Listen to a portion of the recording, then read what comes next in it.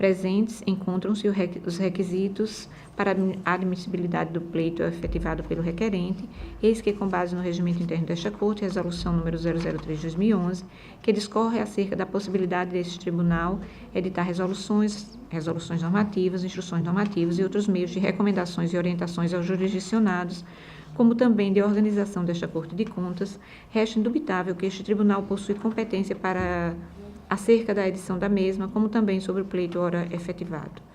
Assim, merece, por conseguinte, a admissibilidade do pleito e a definição acerca do que requerido. Quanto aos argumentos aduzidos, a temática aqui posta é por demais polêmica, como também bastante arenosa, em que se tem questões de viabilidade legal ou não das respectivas contratações, onde trazemos mais um ponto bastante dificultoso quando da sua resolução, que é justamente a possibilidade de contratação por inexigibilidade de licitação, se não vejamos posicionamentos recentes exarados pelo STF, imputação de crime de inexigência. Indevida de licitação, serviços advocatícios, rejeição da denúncia por falta de justa causa. A contratação direta do escritório de advocacia sem licitação deve observar os seguintes parâmetros: a. Existência de procedimento administrativo formal. B. Notória especialização profissional. C. Natureza singular do serviço. D. Demonstração da inadequação da prestação do serviço pelos integrantes do poder público. E. Cobrança de preço compatível com o praticado pelo mercado. Em controvérsia à especialidade do escritório de advocacia, deve ser considerado singular o serviço de retomada de concessão de saneamento básico do município de Joinville, diante das circunstâncias do caso concreto, atendimento dos demais pressupostos para a contratação direta, denúncia rejeitada por falta de justa causa. Julgado 3074 Santa Catarina, julgado pela primeira turma em 26 de 8 de 2014. O que a norma extraída do texto legal exige é a notória especialização associada ao elemento subjetivo confiança. Há, no caso concreto, requisitos suficientes para o seu enquadramento em situação na qual não incide o dever de licitar, ou seja, de inexigibilidade de licitação. Os profissionais contratados possuíam notória especialização comprovada nos autos, além de desfrutarem da confiança da administração, ilegalidade inexistente, fato atípico, inquérito 3077-AL.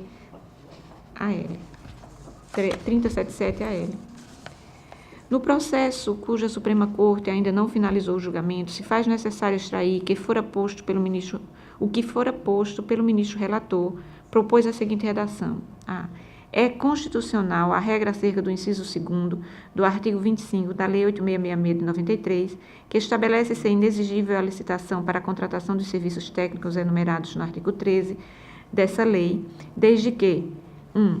Preenchidos os requisitos nela estabelecidos. 2. Não haja norma impeditiva à contratação nesses termos. E 3. Eles tenham natureza singular e sejam prestados por profissionais ou empresas de notória especialização, inclusive no que tange à execução de serviços de consultoria, patrocínio ou defesa de causas judiciais ou administrativas. B.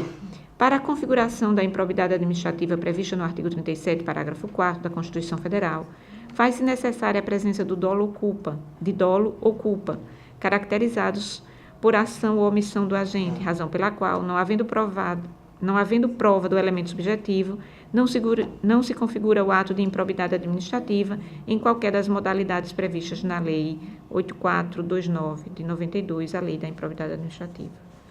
Assim, analisando todos os pontos apresentados, como também pela nossa forma de sempre conduzir nossos atos, pautados na cautela e com vistas a evitar até mesmo que este tribunal venha a adotar posicionamentos conflitantes com o da mais alta corte do nosso país, e até eventual judicialização dos atos administrativos editados por este tribunal, sem até mesmo adentrar ao mérito dos pontos discorridos pelo requerente, entendemos que, em parte, o pleito efetivado deve ser atendido e explico melhor.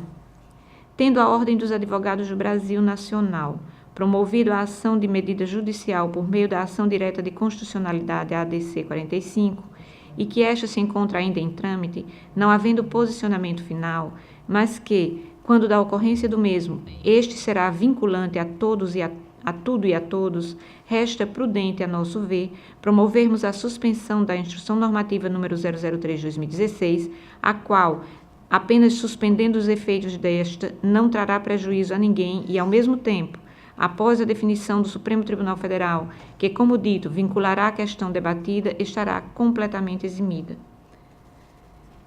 Dessa forma, considerando os argumentos trazidos pela Ordem dos Advogados do Brasil, além do esposado pelo ilustríssimo procurador-chefe adjunto desta Corte de Contas, conhecemos do pleito apresentado no sentido de promover a suspensão dos efeitos da Instrução Normativa número 003 de 2016 até que haja deliberação final da Suprema Corte Constitucional, ficando o retorno da sua validade ou não vinculado ao decidido na ação direta de constitucionalidade, a ADC 45.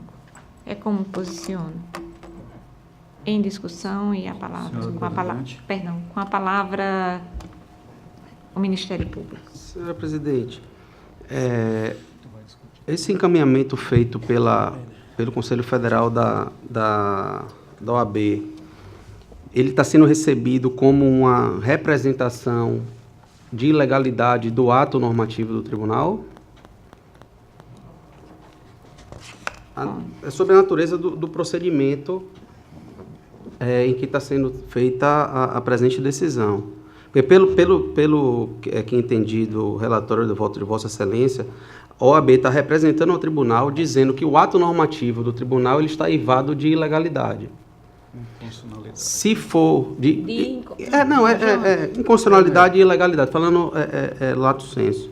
Se for essa a matéria, esse processo ele precisa ser encaminhado ao Ministério Público na forma do artigo 192 do Regimento Interno, que reza o seguinte: protocolizada e atuada e distribuída a denúncia ou representação, que é como estou entendendo que é o expediente da OAB, será encaminhada ao relator. Nesse caso, Vossa Excelência entendeu que Vossa Excelência é a relatora da matéria, que em 48 horas, o relator em 48 horas encaminhará ao Ministério Público Especial, que emitirá parecer, após o que o relator deverá submeter ao plenário. Então, tendo em vista esse dispositivo regimental e pelo que entendi do relatório voto de Vossa Excelência, se trata de um processo de representação da OAB em face de um ato normativo do Tribunal. O Ministério Público pede que o processo seja encaminhado ao Ministério Público para análise e emissão de parecer.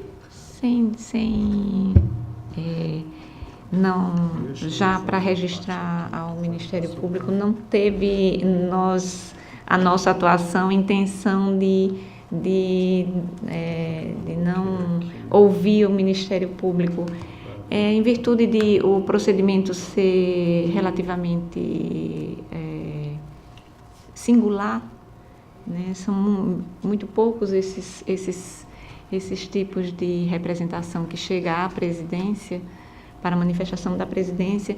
Nós entendemos que encaminharíamos a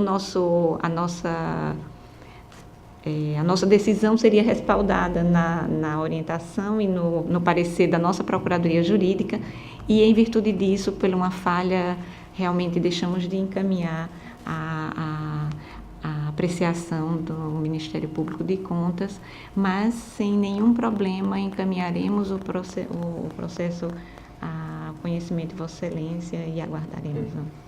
Senhora Presidente, de qualquer forma, permita-me fazer aqui algumas pontuações. Excelência, se houvesse aí dizendo o seguinte: essa resolução, essa instrução normativa do tribunal é desnecessária, concordaria. Porque a Constituição é clara. Concordaria. Agora sim, pergunto: o tribunal não teria competência? Tanto teve que o fez. O que o tribunal fez de tão perigoso? Aí desnecessário, repetir o que manda a Constituição. Realizem concurso público. Contratem as suas advocacias públicas, o seu controle interno, outra resolução, serviços de contabilidade. Basicamente, o tribunal, com perdão do termo, da comparação, choveu no exatamente isso. Uma outra coisa que me preocupa é esta aparente reserva de mercado que quer fazer a OAB. Porque, vejam só, a instrução em nenhum momento está lá explícito. Ela não impede contratação de escritório de advocacia, mas para as causas lá postas. Inclusive, regula e restringe a contratação de forma direta, mas restringe com a seu talante, não, conforme a normatização própria, a lei licitatória nacional. Excelência e conselheiros, se há essa alegação, esse aparelhamento de uma ação constitucional para discutir a constitucionalidade, o tribunal deve se salvar da TRICOM, que eu acho que isso a TRICOM deveria entrar para acompanhar, sem dúvida. Isso aqui eu acho que nenhum de nós vamos discordar a respeito. E até talvez casado com a própria Ampicom, já que isso foi deliberado por nós, com a presença do Ministério Público, então é algo que deve ser fortalecido em outras esferas. Lembro-me aqui, conto uma história, que quando esse processo chegou aqui, foi suspenso na época do conselheiro Otávio Lessa como presidente, foi dado para esses 90 dias, até ultrapassou esse prazo e veio para cá. Foi lembrar, só um minutinho. Exatamente, a própria OAB pediu um prazo, a gente deu 60, 90 dias, exatamente. Não lembro. Exatamente, que era essa espera desse julgamento. Esse julgamento, desde aquela época, foi colocado até teve a presidente, a Marinella, ela veio fazer esse pleito no dia da votação, vocês vão lembrar. E mesmo assim, naquele momento foi entendido que não dava mais esperar, porque já era passado, acho bem mais de 90 dias, eu acredito. Exatamente.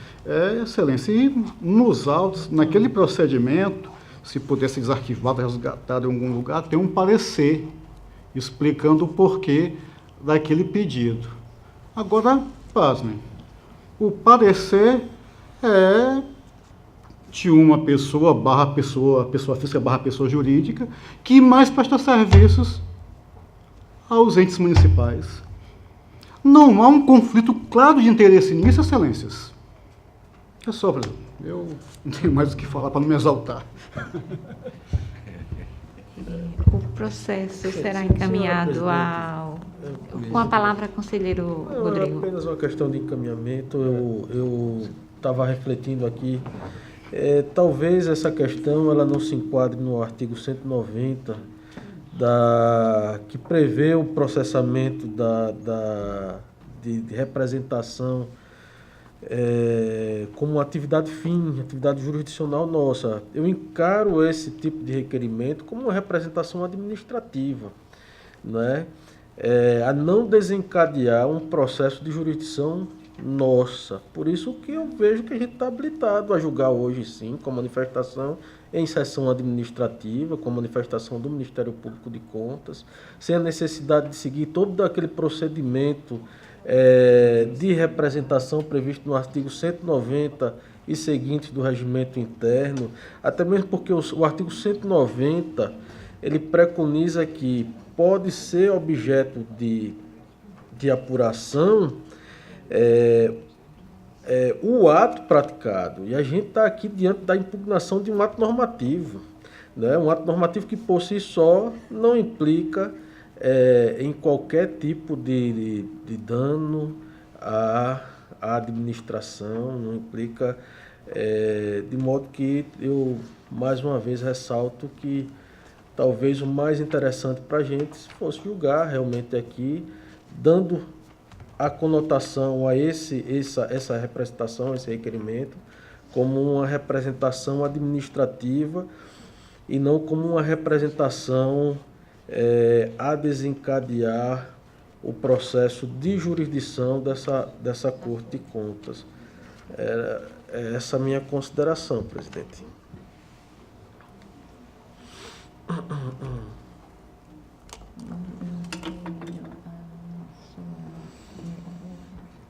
Não, por isso que eu perguntei, assim, se... Não, é o artigo que trata da representação.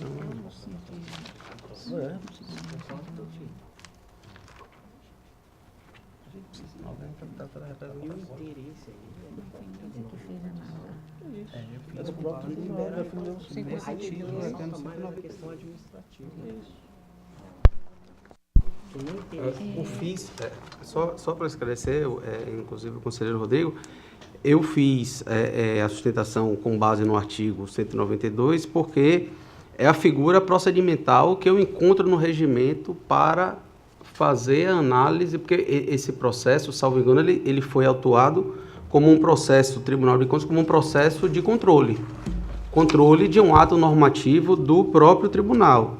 Então, em sendo recebido como um ato de controle, entendo que deve ser encaminhado ao Ministério Público. Mas é uma figura nova, realmente. No nosso regimento não tem uma previsão específica para impugnação de atos normativos do tribunal. No que eu consigo entender, seria enquadrado nesse título das representações. Mas, em sendo o tribunal entendendo que está apto a votar, o Ministério Público não tem como oferecer um juízo de valor no momento aprofundado com base apenas no relatório que foi feito. Precisaria me aprofundar sobre o assunto.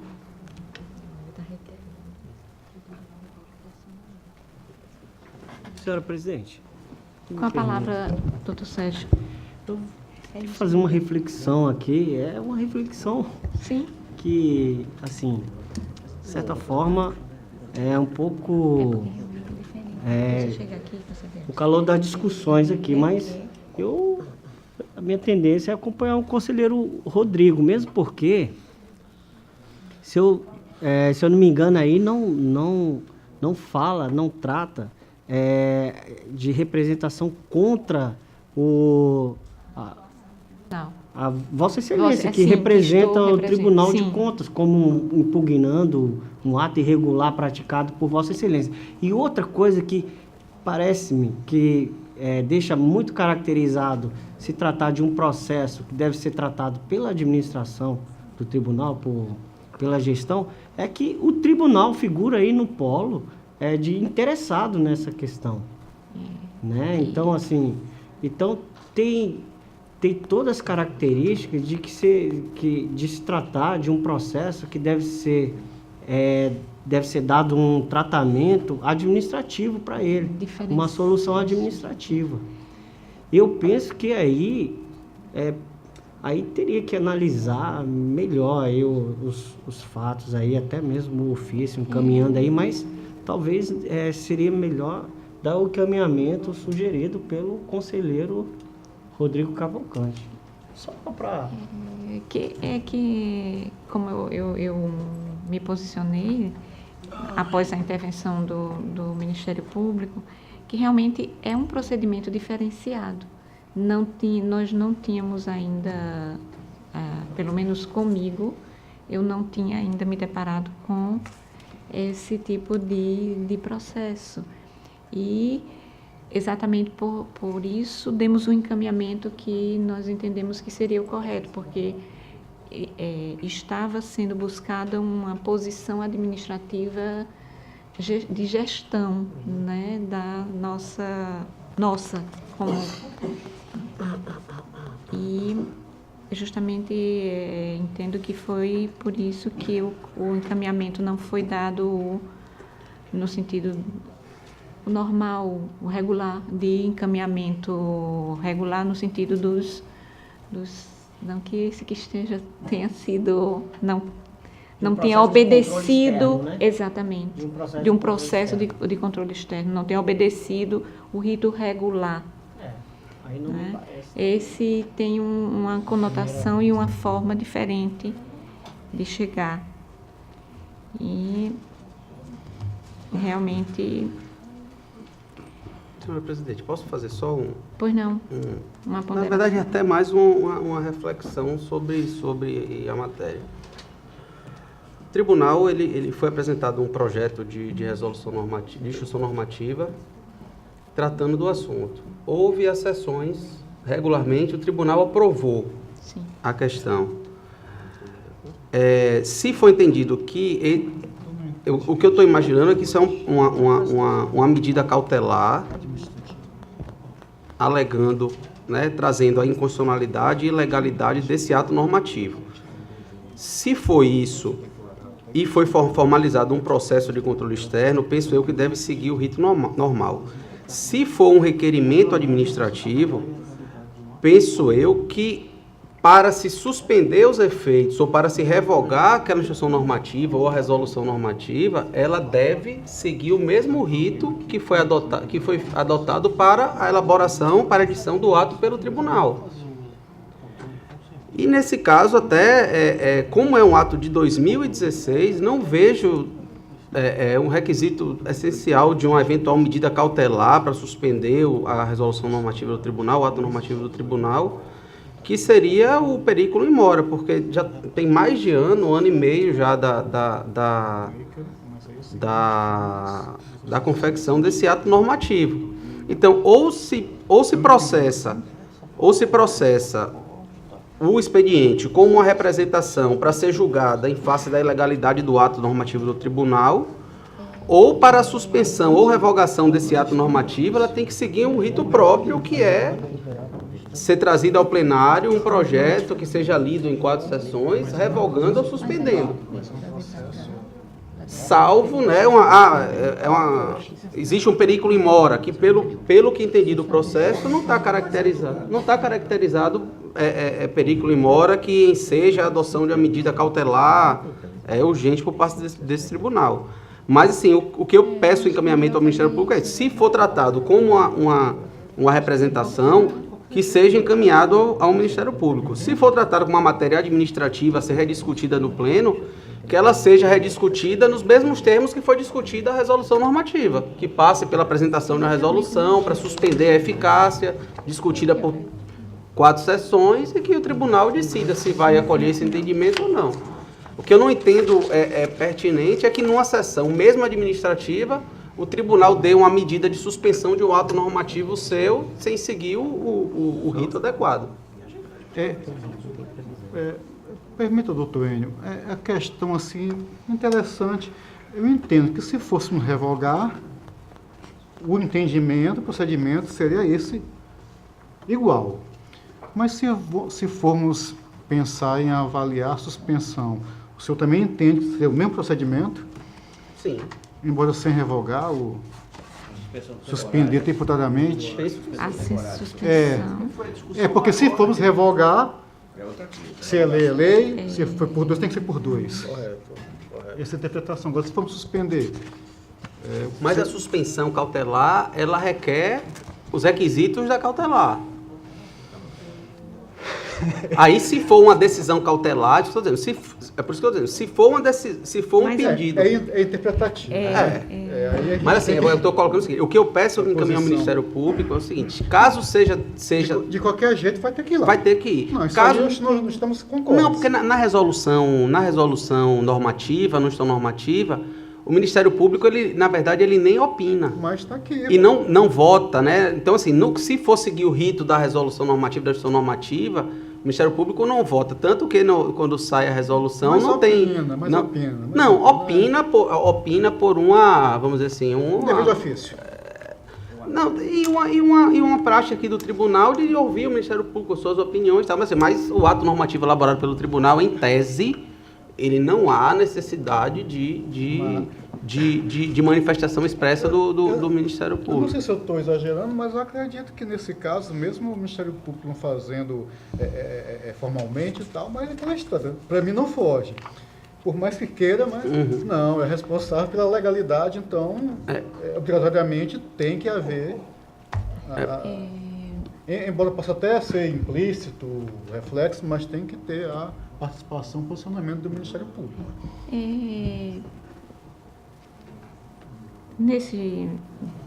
Após analisado todos os pensamentos, os entendimentos aqui colocados, mantenho meu posicionamento no sentido de que é um procedimento diferente que nos chegou, e entendo como requerimento. No entanto, observando que a necessidade de que nós vamos ter, de uma forma ou de outra, escutar, ouvir o Ministério Público, eu encaminho o processo, ora em discussão, ao Ministério Público para que, após a sua manifestação, nós vamos trazê-lo mais uma vez para que possamos deliberar sobre ele. É a nossa posição. Senhor presidente, eu só quero fazer uma sugestão que, acontecendo isso, que o processo seja pautado para que nós saibamos quando ele vem a pleno. Até para nos prepararmos. Sim, perfeito? certamente será. Perfeito. Certamente não, será. Eu percebi, a senhora não está equivocada de trazer em mesa e em banca, não está. Se é o caso, se não estiver pautado. Mas será pautado. Perfeitamente. Certamente. Obrigado. Tá. O processo será encaminhado ao Ministério Público para esse... Excelência, quero pedir desculpas que o senhor Alberto está me dizendo que o processo está pautado. Eu que não tomei conhecimento. Está em pauta. Me desculpe, Está em pauta. Então, é um procedimento. Perfeitamente, desculpe. Encerrada a pauta desta sessão, passamos ao horário das explicações pessoais, facultando a palavra à senhora conselheira, aos senhores conselheiros e ao representante do Ministério Público para querendo fazer uso da mesma. Senhora Presidente. Pois não. Com a palavra, conselheiro Rodrigo. Eu achei que Vossa Excelência fosse antecipar e falar que amanhã a gente tem uma programação em comemoração. É a fome. E ficou aqui por trás, estava aqui, foi embora, ficou aqui atrás. Eu vou me antecipar aqui e dizer que, por conta dessa programação, amanhã a sessão da Câmara ela não será realizada, a gente decidiu aqui, por conta dessa programação especial do dia de amanhã. Importantíssimo. Eu já agradeço aos integrantes da sessão e da segunda Câmara, não é? Amanhã. E ao presidente pela deliberação. Tá, ok, presidente. Então, continua facultada a palavra. Não mais havendo quem queira fazer uso dela, declaro encerrada a presente sessão, convidando-os para a próxima no horário regimental. Está encerrada a sessão.